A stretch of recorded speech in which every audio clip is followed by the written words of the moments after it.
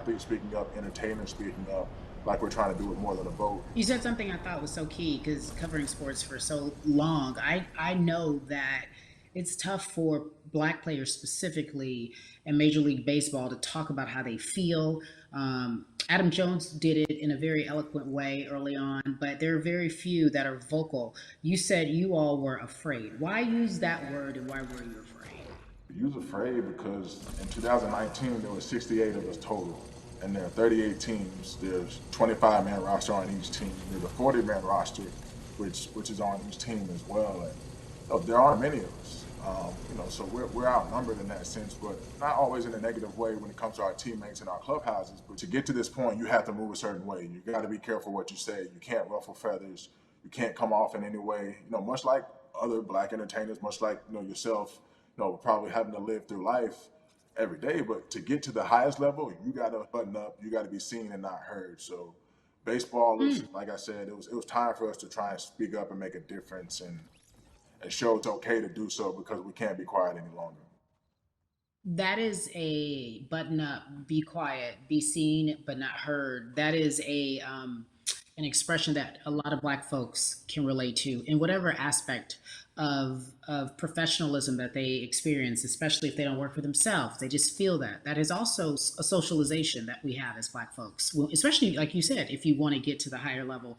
And for so long, I felt it bubbling right underneath the surface that so many of us who were in whatever positions we were, who had platforms, were tired of pretending and looking the other way and spending so much time making others comfortable while we were uncomfortable. Do you feel that this is the type of movement that is sustainable, or is it just for a time?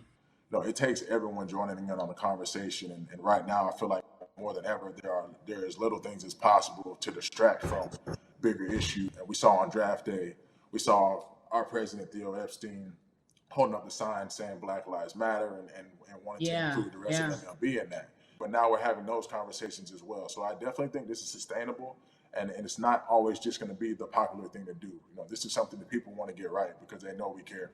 Jason, you said you think it's sustainable, that what you're seeing, especially with your colleagues in baseball, that this can be something where you're feeling more comfortable, feeling more safe to share how you feel about social injustice and police brutality.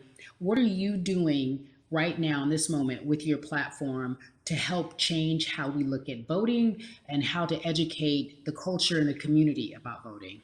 Well, first, what I'm doing, Carrie, is joining up with More Than a Vote and joining up with other athletes and entertainers to get that message out and use our platform in that sense as a group. And try to create a brand with this to make it something that's not just about the election coming, make sure that it's about people getting educated for years to come and figure out where to vote and how to vote. We've got people in different areas that cover different demographics and influence different areas of people. And as a baseball player, as a black baseball player, I feel like now, like we talked about, is finally the time to show people that you can use your voice in this profession. You don't have to be afraid. And to me, that can help someone, help a kid growing up. He can see me, he can see other guys that were in the video we posted saying, hey, this is what they're standing for. They're speaking up for these things, and it's okay to want to play baseball. It's not lame. It's not something I have to be as afraid of as I was before. So I feel like that's my role in this. I have a younger brother as well. He's 24. He also plays baseball. So I've got to lead by example. I can't just always, come up with a good answer that sounds good on TV when I get asked a question on, what do we need to do to make changes. I'm joining up here to make sure that I take action and get educated myself. For one, so many people, I feel like in Atlanta, they're on the move. Or when you want to try to make a vote and try and cast your vote, you have to do it by mail. You have to sign up for the absentee ballot. Then you have to get another ballot in return. They have to send it back to you.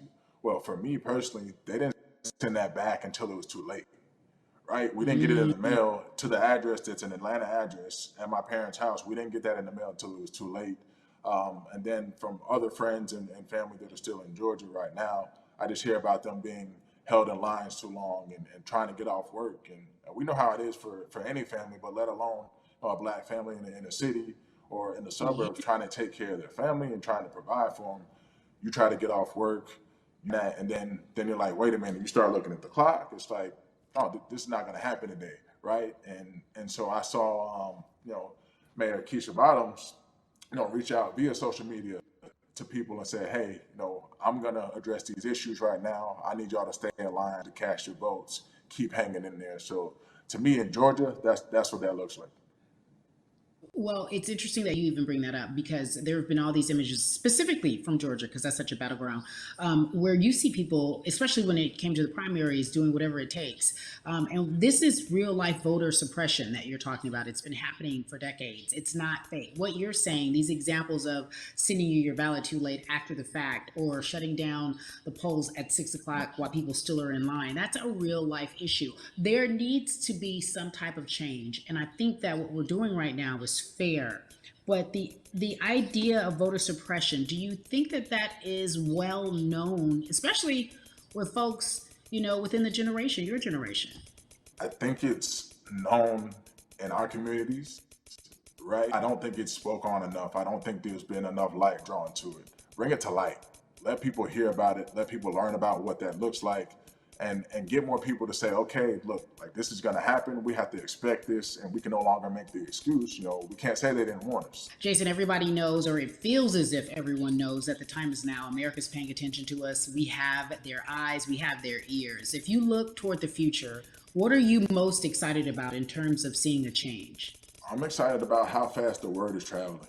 The word is being spread right now. The biggest athletes, the biggest icons, biggest entertainers are doing their part. But I'm also seeing people out there on the streets doing their part. When so many things got lost, could have very easily got in the commotion when it came to protests, and you saw rioting, you saw looting. People still stood their ground, and people still went out there and said, look, we're doing this for the right reasons. We're going to come together. We're going to use drones. We're going to use social medias. I feel like this is a new wave of getting things done the right way and just spreading the message. You're right about that. And you're right. People are spreading the word unapologetically. We out here. We doubling down. Thank you so much. I appreciate you. Right.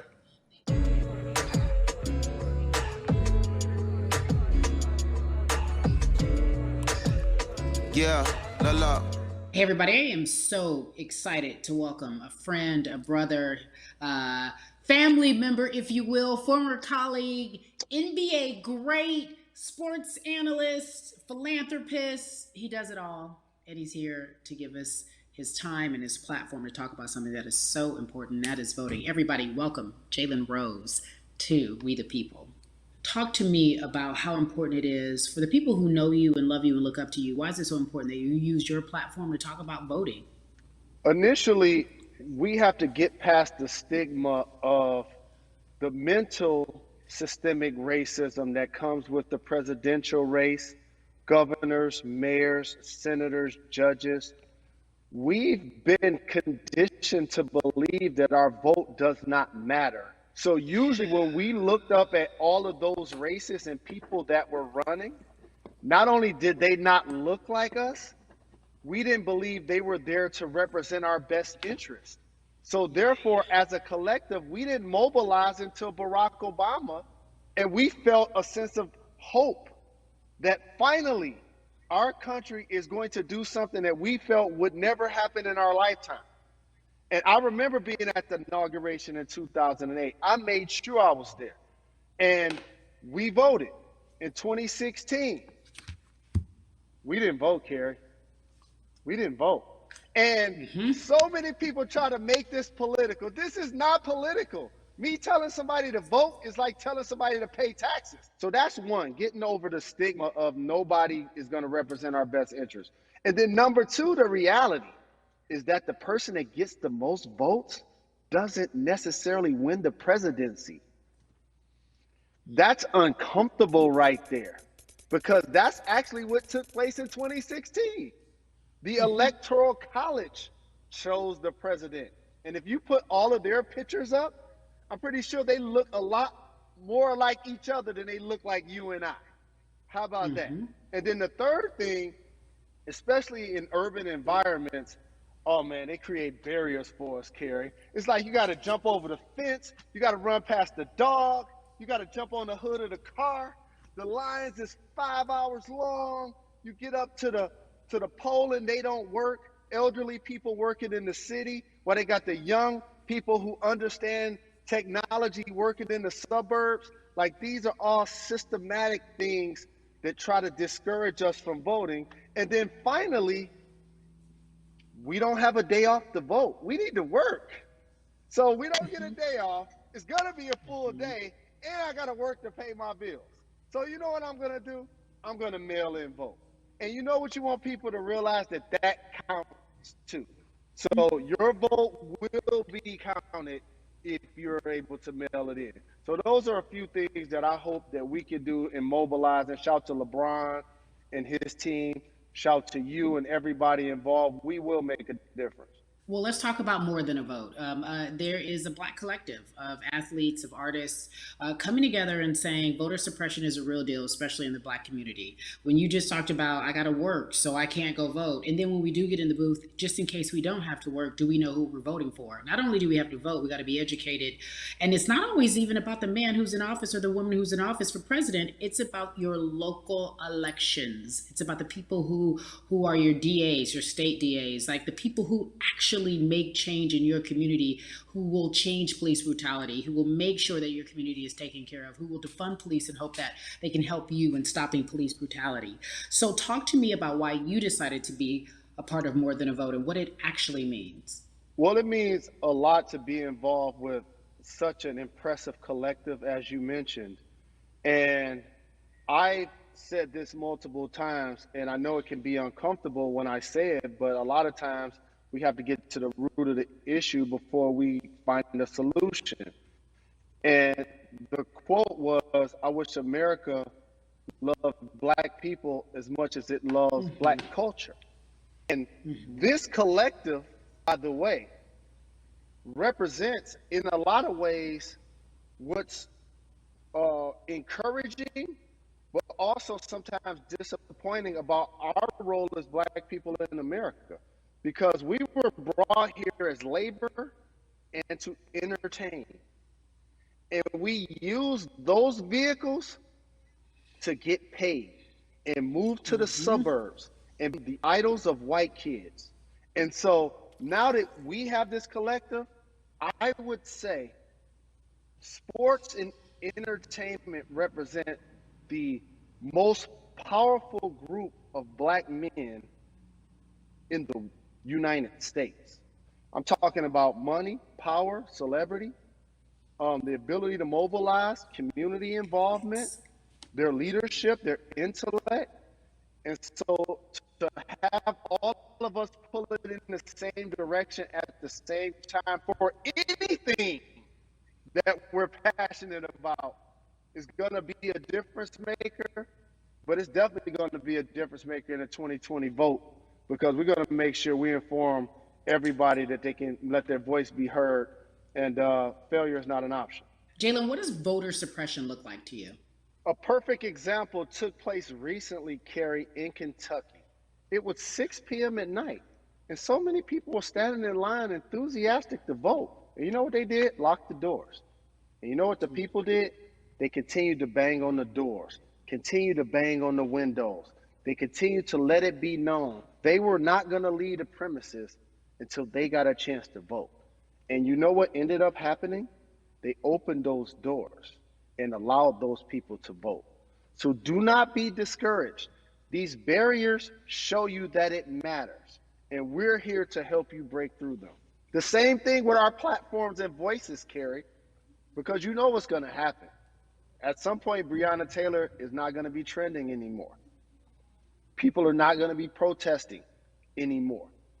But it's still up to us to keep making sure that our voices get heard, and this is one way to do so. Right, and that is a form of being activated, being an activist. It doesn't have to be protesting. It doesn't have to look like what you think traditionally activism looks like. It's voting. It's that simple. We now have to understand, like, this is a critical mass moment for this movement to continue to hold up as much steam for as long as possible. And that's what this collection is going to hopefully allow for that situation to happen. Jalen, in today's age of technology, it should be easier to vote. No doubt. It's like we call these devices smartphones, but yet I can't vote from it. All of the things that we do in our lives are in our phones. All of these barriers are things that people will need to overcome in order to create a level of enthusiasm